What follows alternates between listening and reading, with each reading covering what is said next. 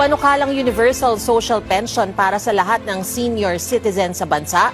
Ating alamin kasama si United Senior Citizens Party List Representative Milagros Magsaysay.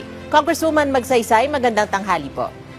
Magandang tanghali at magandang tanghali sa lahat ng mga nakikinig ng programang ito.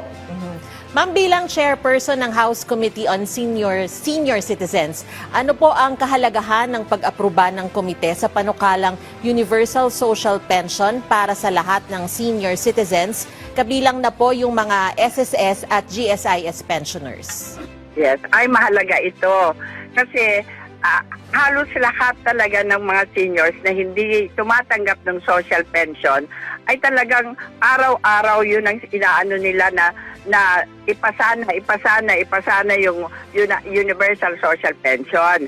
Kasi nga naman ito, lahat na ng seniors basta 60 pataas, may pension man o wala, may kaya ka man o wala, ay mahirap, ay mabibigyan ka na ng buwanang pension pag ito ay naisabatas na. So talagang napakahalaga ito.